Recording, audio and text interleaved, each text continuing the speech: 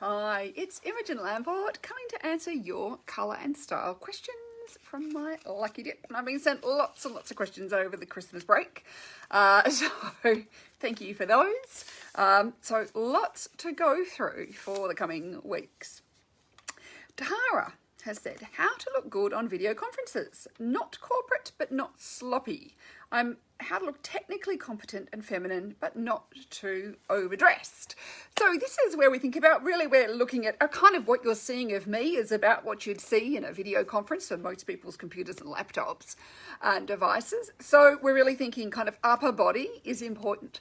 And this is where we want to think about, you know, it doesn't want to be overdressed. So we're not looking at a corporate suit or anything like that, but this is where things like blouses can be fantastic because they can add some interest. So just a t-shirt, you might wear, you know, a kind of a knit top and a pair of slacks and a jacket at work, but maybe when we can't see the slacks and we can't see the jacket, then you're just wearing a t-shirt and that could look a little bit too dressed down and therefore less serious. So instead, think about your upper body is the most important thing. What you're wearing below the waist really doesn't matter too much as long as you're not naked and you're happy that if you had to stand up, people could see it.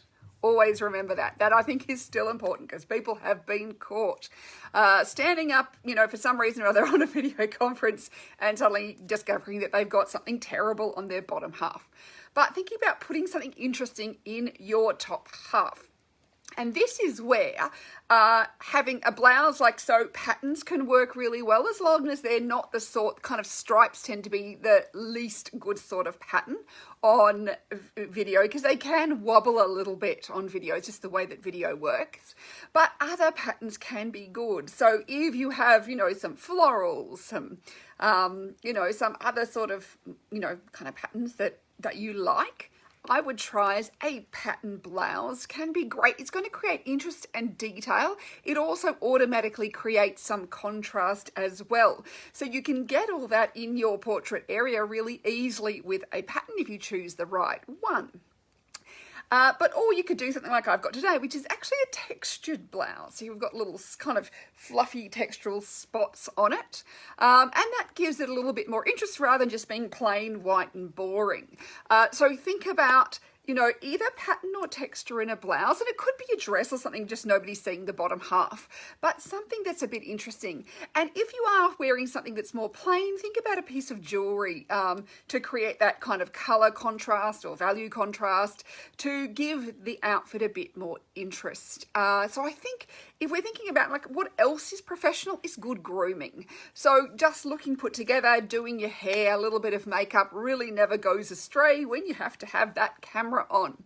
And this is where I find that lipstick, you have to often wear a brighter lipstick or a darker lipstick than what you'd see in person, as it does tend to fade away a bit on camera. So I find I have to like kind of brighten up my lipstick a lot of the time. And even then, like this looks, the lipstick I'm wearing now, which looks very natural on camera, almost as if I'm not wearing any lipstick, it looks much more made up in person than it does on camera. So it can be worthwhile checking this. Just even taking like a photo or two can give you an idea. But for some reason or other, video cameras tend to not pick up quite as much nuance in color that the human eye does. So if you want to have a bit more impact, thinking about maybe slightly darker lipstick than you might normally wear, a slightly brighter lipstick, making sure the grooming is good, but put that interest and detail in your top. So I would be recommending interesting blouses is a great way to look, you know, professional, and even especially if it's got a collar always looks professional.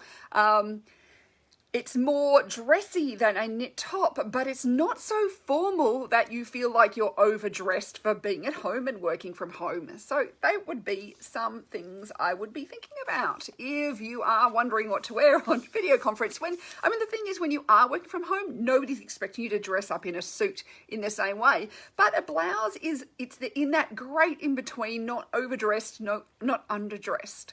And that would be where I would be going.